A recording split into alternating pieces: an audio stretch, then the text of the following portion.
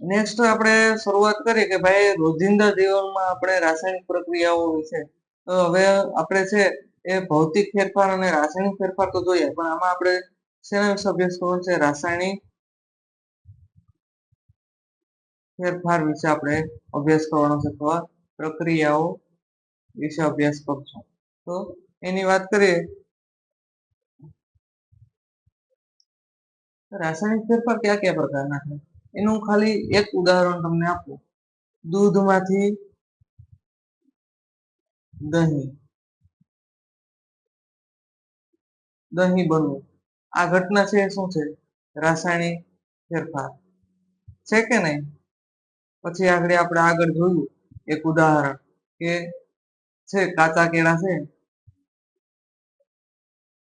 એ પાકી ગયા હતા, તો એની અંદર શું થાય? રાસાયણિક પ્રક્રિયા થતી જોવા મળશે. આવા તમારી આજુબાજુ કોઈ રાસાયણિક પ્રક્રિયા થતી હોય કે જે તમે જોઈ નથી શકતા, પણ એની છેલ્લે એન્ડ પ્રોડક્ટ મળે એ તમે જોઈ શકો છો, તો એના વિશેનો આપણે અભ્યાસ કરવાનો છે. તો અહીંયા તમને પ્રવૃત્તિ તમારી બુકની અંદર પ્રવૃત્તિ 1.1 આપેલી છે. પ્રવૃત્તિ શું કહેવા માંગે એના વિશેની વાત કરીએ તો પ્રવૃત્તિની અંદર તમારે શું કરવાનું છે? એક મેગ્નેશિયમની પટ્ટી લેવાની છે. એ મેગ્નેશિયમની પટ્ટી અહીંયા તમારે સળગાવવાની છે. એ સળગાવતા જો અહીંયા મેગ્નેશિયમની પટ્ટી લીધેલી જ છે અને તેને તમે સળગાવશો એટલે જે મેગ્નેશિયમની રાખ મળશે એને તમે અહીંયા ડીશની અંદર ભેગી કરશો, એટલે રાસાયણિક પ્રક્રિયા થશે તમારી મેગ્નેશિયમની પટ્ટીની સાથે. જે રાસાયણિક પ્રક્રિયા દ્વારા તમે મેગ્નેશિયમની પટ્ટી છે, તો અહીંયા તમને મેગ્નેશિયમની પટ્ટીની પ્રક્રિયા જોવા મળશે વિડીયોની અંદર. અહીંયા તમારે પ્રક્રિયા થશે મેગ્નેશિયમ પ્લસ ઓક્સિજન, એટલે મેગ્નેશિયમ ઓક્સાઇડ મળશે. સામાન્ય રીતના એને સમતોલિત કરવી પડે એટલે 2mgO2 ઓક્સિજન એટલે 2mgO મળશે. આ રીતના તમને રાસાયણિક પ્રક્રિયા મળશે. તો અહીંયા આ છે મેગ્નેશિયમની પટ્ટી લઈ અને સળગાવી રહ્યો છે, અને જે એન્ડ પ્રોડક્ટ મળશે એ તમારે શું મળશે? રાખ મળશે. પણ અહીંયા જે ઓક્સિજન છે આની સાથે ઉમેરાતો હશે અને મેગ્નેશિયમ સાથે પ્રક્રિયા કરશે અને તમને એન્ડ પ્રોડક્ટ શું આપશે? MgO magnesium oxide. જો આ છે રાખ, એ મેગ્નેશિયમ ઓક્સાઇડની રાખ જોવા મળે છે. આના દ્વારા તમે પ્રવૃત્તિ દ્વારા જોઈ શકો એક રાસાયણિક પ્રક્રિયા થઈ.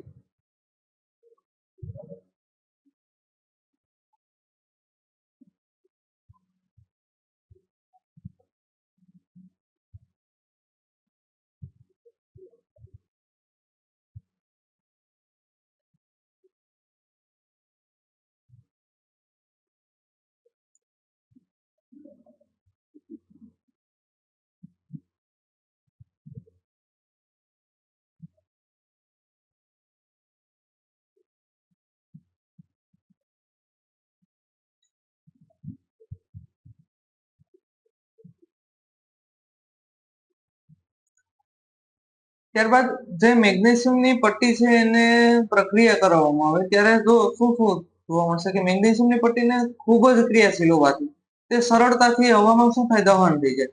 અને શરૂઆતમાં જે કાચ પેપર વડે જો ઘસવાની તમને પ્રવૃત્તિ આપી ને, પ્રવૃત્તિની અંદર તમને એવું આપેલું છે કે પ્રવૃત્તિમાં તમારે શું કરવાનું છે?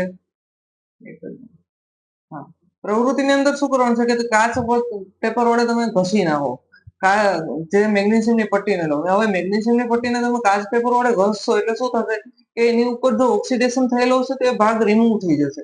એ રિમૂવ થઈ જશે તો જે કાગળ વડે ઘસેલી પટ્ટી છે એને સળગાવશો એટલે શ્વેત પ્રકાશથી સળગશે અને ઓક્સિજન જે અલગ પ્રક્રિયા થઈ એ જે ઓક્સિજન ઓક્સિડેશન થયેલી પ્રક્રિયા છે એને તમે દૂર કરેલી છે, અને હવે તમે સળગાવશો એટલે તમને સફેદ ઝરઝરતી છે ને પ્રજ્વલિત આમ આગ જોવા મળશે. તો જેથી તમને રાસાયણિક પ્રક્રિયાનો અનુભૂતિ થશે. અહીંયા તમે જોઈ શકશો કે એક તો નહીં જોઈ શકે કે ઓક્સિજન ઉમેરાયો, પણ તમને જે રાખ મળશે એમાં તમને મેગ્નેશિયમ ઓક્સાઇડ તમને મળશે. તો આ છે એની રાસાયણિક પ્રક્રિયા તરીકે ઓળખવામાં આવે. આપણે ધોરણ 6, 7, 8 ની અંદર જો આ પ્રક્રિયા આવતી હતી એને આપણે આ રીતના લખતા હતા કે મેગ્નેશિયમ પ્લસ ઓક્સિજન, અને જે એન્ડ પ્રોડક્ટ મળતી હતી એને તમે શું કહેતા હતા? કે મેગ્નેશિયમ ઓક્સાઇડ. આવી રીતના પ્રક્રિયા તમને જોવા મળતી હતી. હવે ત્યારબાદ પ્રવૃત્તિ 1.2 આપેલી છે. એની અંદર તમને શું કીધું કે એક બીકર ની અંદર તમારે લેડ નાઇટ્રેટ નું દ્રાવણ લેવાનું છે, એકમાં છે એ પોટેશિયમ આયોડાઇડ નું દ્રાવણ લેવાનું છે અને તમારે એની પ્રક્રિયા કરવાની છે. જો લેડ નાઇટ્રેટ PbNO3 ટ્વાઇસ અને પોટેશિયમ આયોડાઇડ આ બંને લઈ અને તેની પ્રક્રિયા કરવાની છે. તેને આ બીકર ની અંદર નાખવાનું છે. આને આની અંદર નાખવાનું છે, આની અંદર નાખવાનું છે. તો તમને લેડ નાઇટ્રેટ હશે એ સફેદ રંગનું દ્રાવણ જોવા મળશે અને પોટેશિયમ આયોડાઇડ છે રંગવિહીન જલીય દ્રાવણ એટલે કે ઓગળેલો પદાર્થ જોવા મળશે.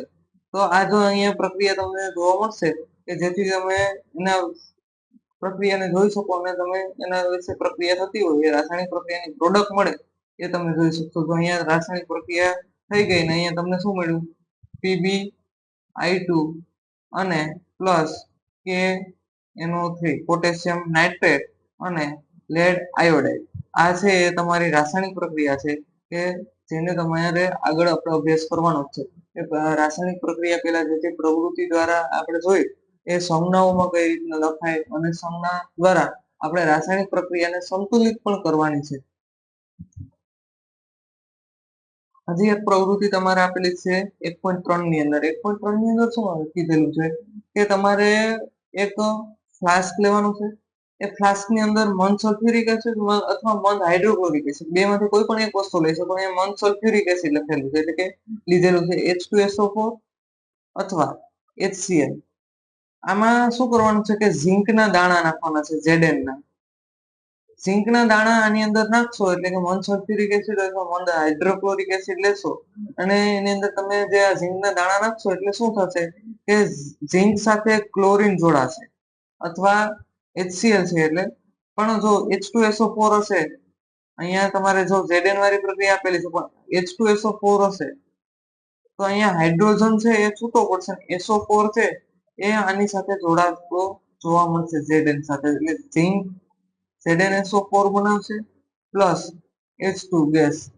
એટલે આ રીતના તમારે અહીંયાથી જે ભૂંગળીમાંથી હાઇડ્રોજન વાયુ ઉત્પન્ન થશે. હવે તમારે શું કરવાનું છે કે આ જે હાઇડ્રોજન વાયુ નીકળે છે ત્યાં તમે જો કોઈ દિવાસળી સળગાવતી રાખશો એટલે તમને જે પોપ પોપ નો અવાજ આવશે એટલે તમને ખ્યાલ આવશે કે અહીંયાથી હાઇડ્રોજન વાયુ દૂર થતો જોવા મળશે, અહીંયાથી નીકળતો જોવા મળશે. તો જેથી તમને અહીંયા જે રાસાયણિક પ્રક્રિયા થઈ એના વિશે તમને ખ્યાલ આવશે કે આ રીતના રાસાયણિક પ્રક્રિયા ઝીંક સાથે હાઇડ્રોક્લોરિક એસિડ પ્રક્રિયા કરે એટલે ZnCl2 જે દ્રાવણ વધશે એ ZnCl2 હશે અથવા ZnSO4 હશે પણ હાઇડ્રોજન વાયુ છે એ શું કરશે બહાર નીકળશે એટલે બહાર નીકળતો તમને જોવા મળશે. અહીંયા પોપ પોપ નો અવાજ પણ આવશે સળગાવશો એટલે કોઈ વસ્તુ.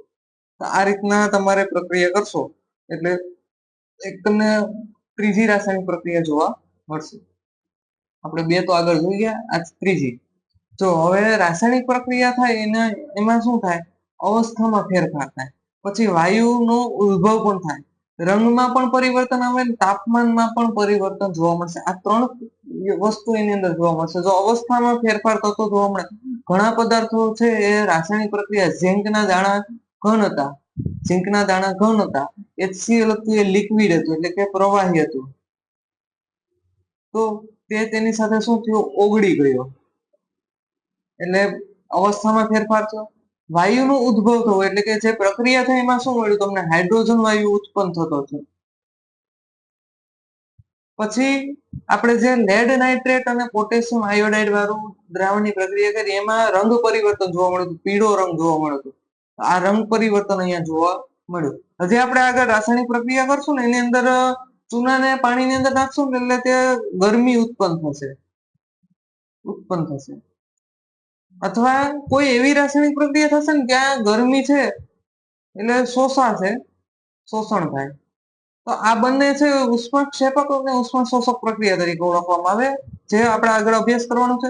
અને પ્લસમાં ગરમી શોષણ થાય એટલે ત્યાં તમને ઠંડક જોવા મળે. શું જોવા મળે? ઠંડક જોવા મળે. અહીંયા ગરમી ઉત્પન્ન થાય એટલે ગરમ જોવા મળે. આ વસ્તુ આ એક વિશે આપણે અભ્યાસ કરવાનો છે. રાસાયણિક પ્રક્રિયાની અંદર આ પ્રકારના ફેરફાર જોવા મળશે એને આપણે આગળ ચર્ચા કરવાની છે. ત્યારબાદનો ટોપિક છે નેક્સ્ટ વિડીયોની અંદર તમે જોઈ લેજો એટલે તમને વધારે ખ્યાલ આવશે જે રાસાયણિક પ્રક્રિયાઓ સંતુલિત કરવાની છે એ.